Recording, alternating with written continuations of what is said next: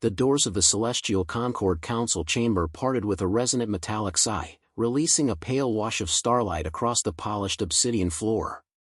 Admiral Rhea Calder stepped through the archway with the posture of someone accustomed to scrutiny but unimpressed by it. Rows of ascending platforms curved around her, each occupied by representatives from distant civilizations, scaled, feathered, crystalline, vaporous. Their eyes, lenses, or ambient sensors followed her movement with a mixture of disdain, curiosity, and quiet alarm. Humanity had not entered this chamber in 43 years. Today, every gaze waited for a misstep. Rhea ignored the whispers. Her boots tapped a steady rhythm as she approached the central podium. The chamber's vast dome stretched above her, etched with constellations depicting ancient council treaties. Its beauty was overshadowed by the tension winding through the air like a drawn wire. High Chancellor Vorkal stood on the elevated platform across from her, draped in ceremonial violet plating. His elongated form glistened under the chamber lights, imposing without effort. His gaze held the specific coldness reserved for prey that had wandered into a hunter's den. Representative of Earth, Vorkal announced, amplifying his voice through the chamber's resonance nodes. Your presence is acknowledged. May your defense be brief. A chorus of low rumbles and chattering replies followed. Some delegates leaned forward, eager for humiliation, others shifted uneasily, aware that something about this hearing felt engineered. Rhea lifted her chin a fraction. We received your summons, she replied. The allegations were unclear. That clarity will arrive shortly, Vorkal said. His talons tapped a control sphere. Holographic light surged upward, forming a projection of space near the Council's Arcturus trade lane. The image trembled, then sharpened into the unmistakable silhouette of a detonating graviton charge tearing open a vessel's hull. Gasps echoed. Vorkal spread two of his arms. This weapon's signature matches the illegal gravitonic spear technology your species has been developing under concealment. 3 merchant ships were destroyed. 47 lives lost. Explain this violation. Several delegates hissed accusations. Others simply stared, unblinking. Rhea inhaled slowly, letting the frost settle over her thoughts. The recording is fabricated. Vorkal's brow plates flared. You dare dismiss council evidence? I dismiss poorly executed forgery. Rhea expanded her wrist display, projecting a second hologram beside the first. Frame 1, the distortion pattern around the ship's hull contradicts known graviton rupture behavior. Your version lacks gravitational lensing on the debris. Third point, the timestamp uses a cycle format discontinued 19 years ago. Whoever crafted this forgot to update metadata. Delegate murmurs swelled, some glances shifted away from Vorkal. The Chancellor's posture stiffened. You claim innocence while the pattern is unmistakable. Earth's advancement threatens galactic balance. Concealing weapon tests near protected lanes is. No tests occurred, Rhea said, firm but controlled. We detected no graviton anomalies near Arcturus. Check our navigational logs. They're available for verification. The chamber lights dimmed subtly, a programmed signal of rising tension. Vorkal's voice dropped. Your species has grown arrogant. Too rapid. Too ambitious. The Council will not permit destabilization. A crystalline delegate clattered loudly. Earth seeks dominance. Another hissed, humans prepare for war. Rhea stood motionless, letting the wave of accusations crash and recede. When silence returned, she met Vorkal's stare. Is the purpose of this hearing truth, or punishment? The question sliced through the chamber. Delegates shifted. A few antennae lowered. Vorkal tightened his grip around the sphere. Humanity will submit to corrective oversight. Immediate dismantling of your defense networks. Transfer of research archives. Deployment of council supervisors to ensure compliance. Refusal will be interpreted as hostility. Rhea felt her pulse thrum, steady but heavier now. Her earpiece vibrated, a silent priority alert. Without glancing away from the Chancellor, she accepted the transmission. A whisper of data scrolled behind her right lens. Her breath paused. Multiple Council war fleets were repositioning near Earth's orbit. Destroyers, carriers, siege platforms, far more than necessary for intimidation. Their drives were active. Their weapons were warmed. This hearing was not about justice. It was a pretext for subjugation. She lowered her gaze for the briefest moment, not in submission but calculation. Humanity had prepared for this possibility for decades. Preparations no one beyond Earth suspected. Preparations that shifted the balance entirely. She lifted her head, voice steady. Earth will not agree to disarm. Delegates erupted. Some shouted threats, others demanded sanctions. A few exchanged sharp looks, realizing Vorkal's timing had been too perfect. The Chancellor raised his arms for silence. "You defy the Council," he said. It was not a question. "We defy falsehood," Rhea answered. "And we will not surrender our right to defend ourselves." Vorkal leaned forward. "You misunderstand your position." Rhea's wrist display pulsed again, this time with a secure confirmation. Earth's encrypted command channel transmitted a single line. "Thunderwall prepared. Awaiting signal." The words burned across her vision. She masked her reaction with the discipline drilled into her since childhood. Vorkal studied her expression. "You hesitate. Your world stands on the verge of annihilation if you resist." Rhea's fingers curled against the podium. "If you move against Earth, you will regret it." The Chancellor laughed softly. "Empty words from a fragile species." Rhea tilted her head. "Is that so?" He opened his mouth to retort, but she raised a hand. The gesture froze him mid-breath, not from force but from the audacity of it. "You demand disarmament," she said, "while your fleets close around our home. You accuse us of aggression while presenting forged evidence. You speak of maintaining peace while preparing an invasion." Gasps rippled. Vorkal's plates constricted. "Careful, human." "I am being careful," she replied. "Very." Silence pressed against the chamber walls. Every delegate leaned forward. Rhea let her next words fall with surgical precision. "Transmit this clearly, Earth is not intimidated. If forced, we will defend ourselves with capability you have not yet witnessed." Vorkal sneered. "Threats will only hasten your destruction." "They are not threats," Rhea said softly. "They are warnings." Her wrist display flickered once, confirmation that Earth had detected the Council's final fleet movement. The noose tightened. The trap closed. She straightened, letting the stillness coil around her. "Since you intend to attack regardless of our cooperation, let me be unequivocal." She locked her gaze onto the Chancellor's. "Earth will respond." The chamber fell silent, utter, absolute silence, as if the galaxy itself held its breath. The chamber's silence tightened as a faint vibration passed through Admiral Rhea Calder's wrist display. She recognized the signal instantly. Earth had executed the first phase of Thunderwall. She kept her posture still, allowing no hint of change to reach the watching delegates. Above her, the Council dome dimmed as new projections formed, cycling through star maps and fleet schematics. Delegates murmured, unaware that a distant tremor of distorted gravity had just rippled across half the Perseid expanse. Rhea's attention remained on Vorkal, who stood motionless, calculating his next move.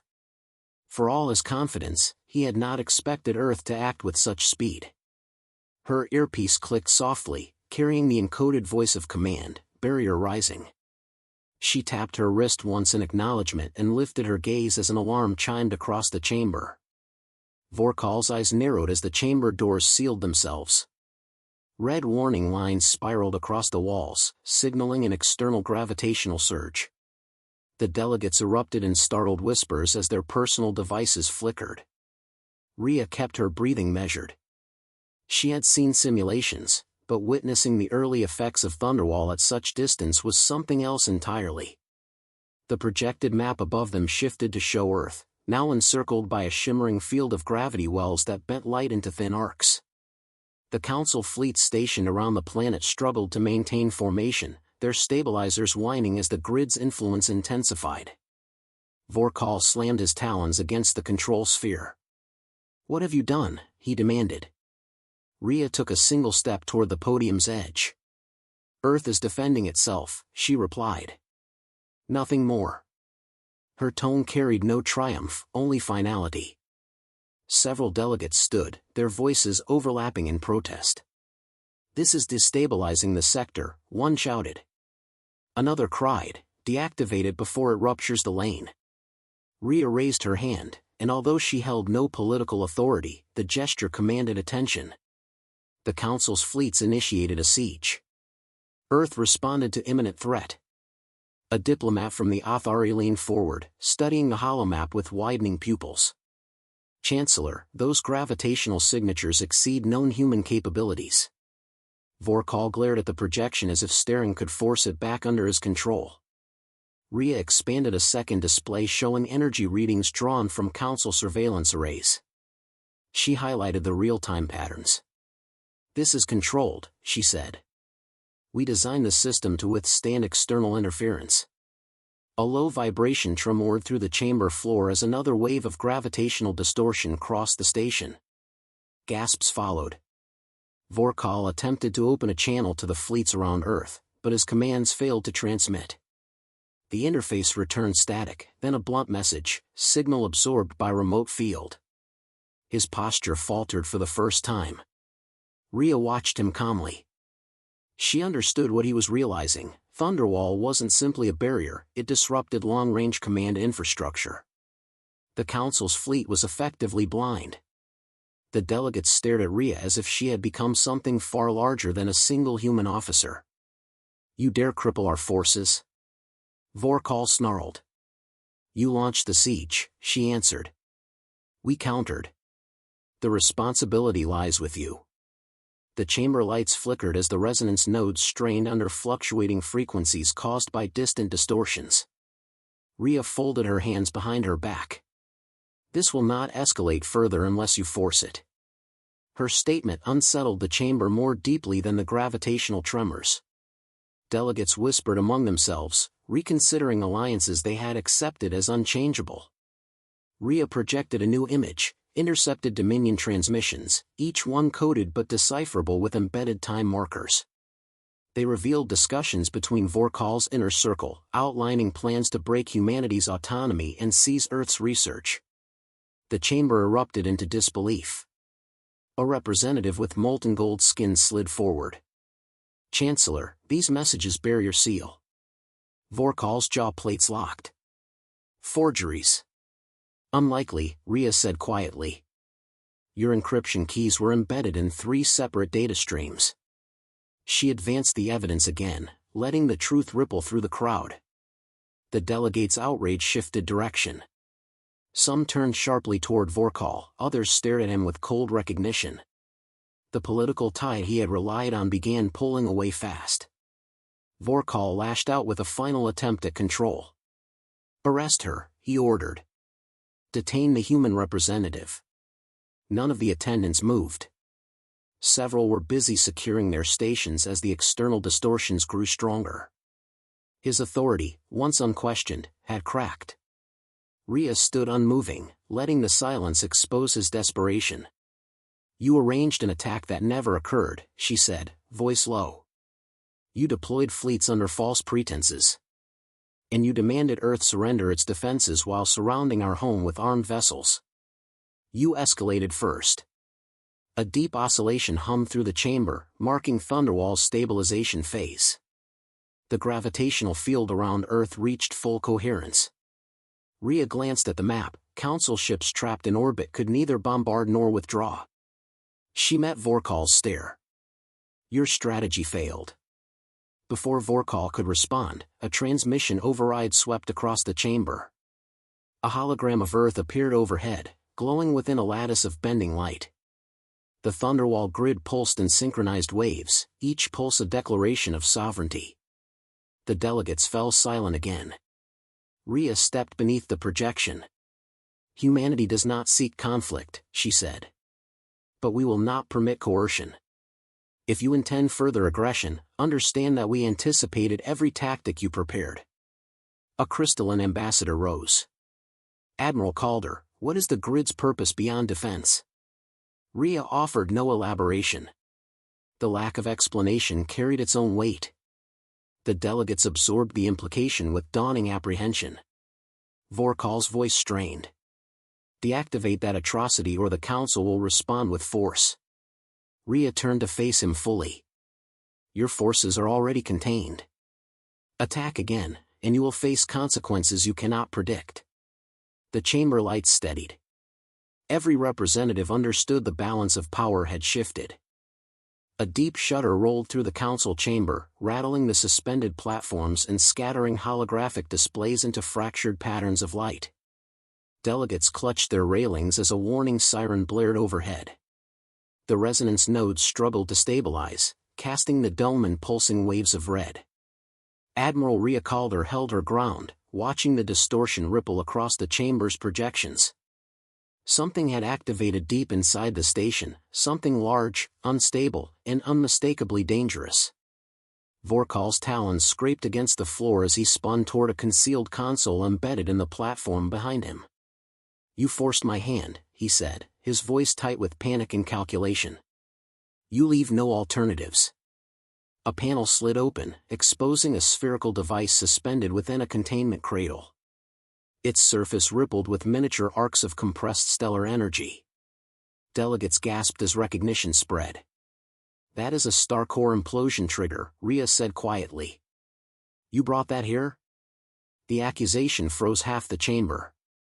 Several representatives recoiled in horror. Chancellor, such a weapon is forbidden, a winged diplomat cried.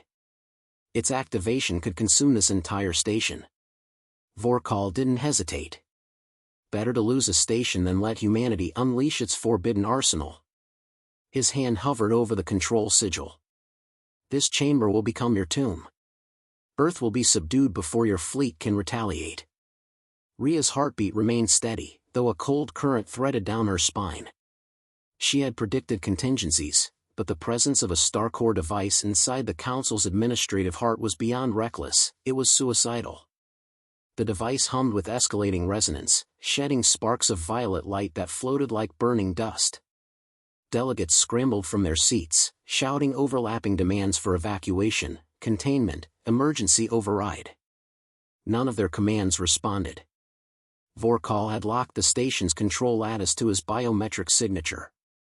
Every system obeyed him alone. Rhea lifted her wrist slightly, sending a silent message to the fleet hidden outside the station. The reply came instantly, spear arrays ready. Clearance required. Vorkal pressed his hand to the activation sigil. A piercing tone filled the chamber as the device began charging. A sphere of compressed gravity enveloped the trigger, warping the air around it into shimmering bends. Loose objects slid toward the containment field as if pulled by invisible tides. Rhea stepped forward, her boots resisting the gravitational tug. Chancellor, she said, if you continue, you won't eliminate me. You'll destroy every representative here. Is that your legacy? My legacy, Vorkal spat, is preserving the galaxy from your species. His voice cracked with desperation. Humanity's technology already surpasses Council oversight. If you are not stopped now, no force will restrain you. That fear, Rhea answered, is not justification for genocide. Vorkal bared his teeth. You call it genocide. I call it prevention. His fingers tightened. The sphere around the device brightened to a harsh white glare.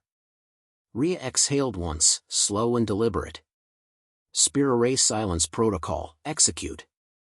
Her words were almost drowned by the rising hum, yet the fleet heard them instantly. A faint tremor reverberated through the chamber as a beam of coherent spacetime distortion pierced the station's outer shielding. It wasn't light. It wasn't energy. It was controlled absence, an engineered nullification field directed at the implosion device. The sphere around the weapon froze mid-fluctuation. Not slowed, stopped. The crackling arcs halted in place like suspended lightning. Papers mid-flight hung motionless. Even stray dust particles remained fixed. delegates stared, breathless. Rhea continued forward until she stood a few steps from Vorkal. He glanced at the frozen device, disbelief warping his expression. "What have you done?" he whispered. "We removed its moment," she replied. "Every motion, every fluctuation, every quantum decay path, it's suspended." She gestured toward the suspended arcs. "Your weapon cannot proceed. It cannot retreat. It holds no future to reach." Whispers rose across the chamber as delegates processed the revelation. A crystalline ambassador murmured, "Such stabilization surpasses known theoretical thresholds." A reptilian representative trembled. "Impossible. Humans cannot wield such control." Rhea turned toward them. "We developed solutions for threats we hoped would never rise. Today you forced their necessity." Vorkal tried to lunge for another control node, but Rhea moved first. She lifted her wrist, projecting a barrier of force that halted him mid-stride. He collided with the invisible field and fell backward. His indignation twisted into something darker, fear mixed with dawning comprehension. "You never intended peace," Rhea said. "You intended domination through ambush. You expected Earth to kneel because you believed us undefended." She lowered the barrier once Vorkal stayed down. "But humanity has faced extinction before. We learned." Delegates regained their footing as the chamber's alarms quieted. A representative with metallic plumage rose shakily. "Chancellor Vorkal, you violated core treaties. You endangered every sovereign member. You brought a stellar implosion device to a diplomatic hearing."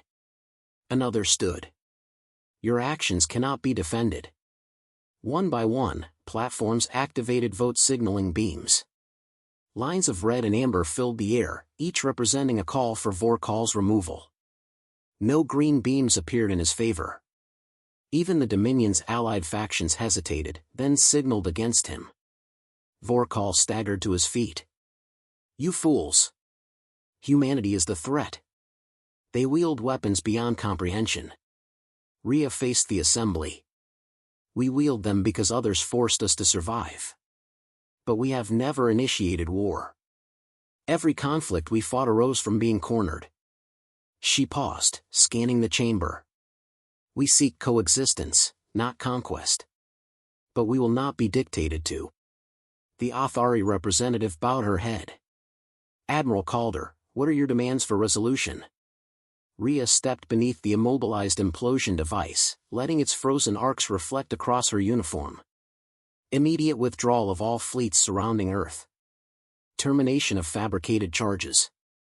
Removal of Vorkal from authority. Revision of the treaty to prohibit coercive oversight. She raised her chin. In recognition of humanity's sovereignty without conditions. No delegate voiced objection. The final vote beam glowed across the chamber. Vorkal was stripped of position and placed under arrest. Guards who once obeyed him moved forward without hesitation, activating magnetic restraints around his wrists. As they led him away, he turned one last glare at Rhea.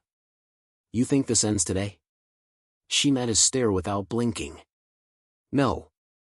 This begins today." The chamber fell quiet as the implosion device slowly disintegrated under controlled nullification. Rhea turned toward the delegates. "Let this serve as a reminder. We extend peace willingly. But if forced into conflict, humanity will end threats rather than endure them." Her final words echoed through the dome with the weight of a new era. The chamber lights dimmed as the last fragments of the nullified star core device dissolved into harmless particles. A soft chime signaled atmospheric stabilization, though the delegates remained tense, their eyes fixed on Admiral Rhea Calder. The crisis had passed, yet its consequences lingered like a silent echo in the vast dome. Rhea stood at the podium, feeling the weight of countless stares, not hostile now, but wary, changed, reshaped by what they had witnessed. The galaxy had reached a hinge moment, and she was its pivot. A projection of the Perseid expanse shimmered into view above the delegates, showing Earth encircled by the stabilized Thunderwall. Its gravitational lattice glowed with the steady rhythm of a shield fully engaged but no longer expanding. Controlled. Precise. Intentional. Rhea tapped her wrist interface, sending a secure message. Earth Command responded instantly, coherence maintained, fleets holding, Thunderwall steady. She exhaled once, the first slow breath she had taken since Vorkal revealed the implosion device. The threat was neutralized, but the aftermath would determine whether a new conflict ignited or genuine reprieve emerged. A tall representative from the Avran constellate stood, his crystalline frame refracting soft beams of light. "Admiral Calder," he said, his voice resonant but controlled, "the Council acknowledges the severity of the Chancellor's violation and the legitimacy of Earth's defensive posture. We request clarification on your long-term intentions." "My intentions?" Rhea stepped forward. "Simple. Stability. Transparency. Mutual respect." Her voice carried without force, yet the chamber leaned toward her. "Earth will not seek territorial expansion. We will not interfere with sovereign worlds. Our technology will not be used to intimidate those who pose no danger to us." A representative with obsidian feathers tilted her head. "And those who do?" Rhea answered without hesitation. "We will protect ourselves, decisively and without cruelty. Defensive strength is not aggression." Her tone remained steady, but its edges were unmistakably firm. The delegates murmured, this time not with alarm but with analytic curiosity. They were recalculating everything. The balance of the galaxy had shifted, quietly, profoundly, irreversibly. A drone drifted downward, projecting the revised treaty articles Rhea had proposed earlier. The text floated across the air in translucent lines: withdrawal of siege fleets, dissolution of coercive oversight, open investigations into fabricated evidence, and enforcement of accountability for leaders who weaponized false narratives. The treaty included a clause rarely invoked, the sovereign integrity mandate, guaranteeing a civilization's right to self-defense against politically motivated encroachment. A heavy-set representative from the KHYRR Dominion rubbed his jaw ridges. "If we accept this, Earth becomes untouchable." Rhea met his gaze. "Untouchable is not the goal. Untargeted is." A subtle, startled silence followed. Her phrasing struck them differently, not boastful, not domineering, but anchored in unwavering refusal to be made prey. The Athari diplomat spoke next. "Admiral, the Council fears uncontrolled escalation. Thunderwall's power may destabilize stellar environments if deployed elsewhere." Rhea nodded. "Which is why it will not be deployed elsewhere. Earth remains its only host. It is a shield, not a net." The Othari's posture relaxed. "Your clarity is noted." Vorkal's former allies, now disoriented and politically exposed, exchanged quiet whispers. None dared voice objection. They understood their misjudgment could have cost them entire sectors if Rhea's restraint had been thinner. A soft chime echoed.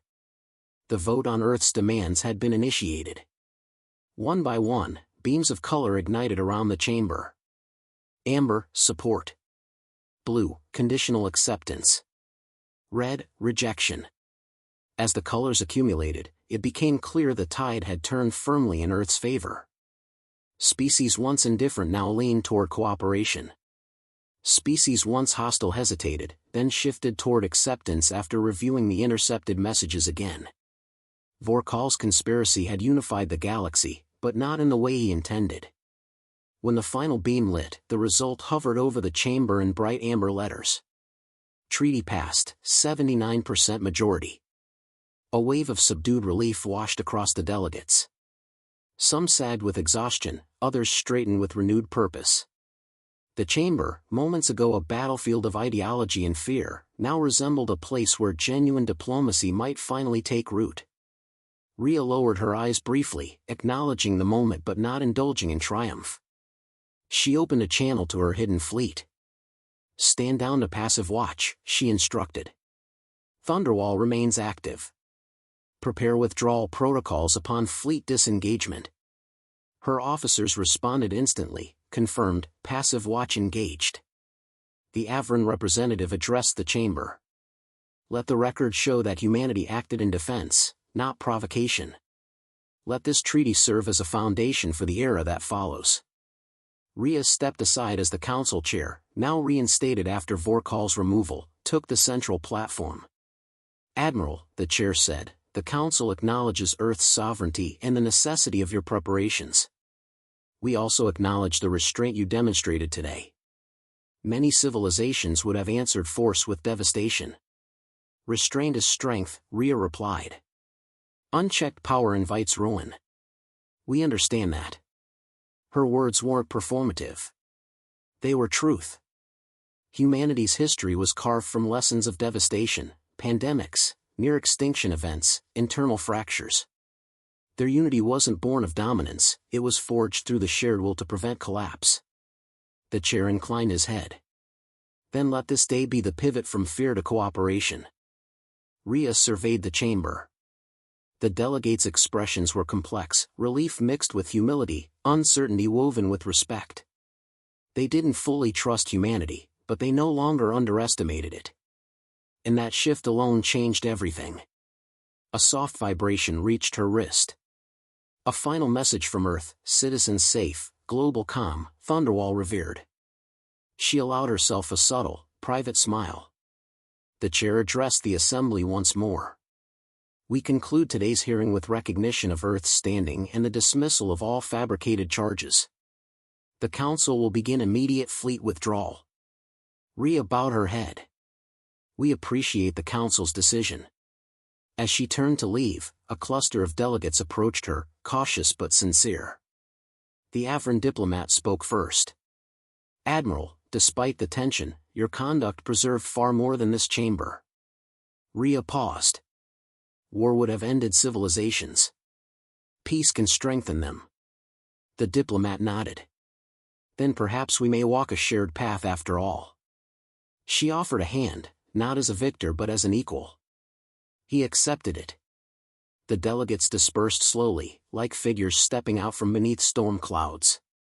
The crisis had not vanished, scars would remain. But the galaxy now carried a new understanding: Earth would not attack lightly, yet it would never falter when threatened. As Rhea exited the chamber, her boots echoed through the corridor with quiet purpose. She activated a secure line to Earth. "This is Calder," she said. "Negotiations complete. Treaty secured. Begin phased de-escalation." The voice on the other end held steady warmth. "Welcome home, Admiral. The world is waiting." Rhea stepped into the docking corridor where her shuttle awaited. She glanced once more at the distant curve of the council chamber, its lights dimming to rest. Her final thought settled with absolute clarity: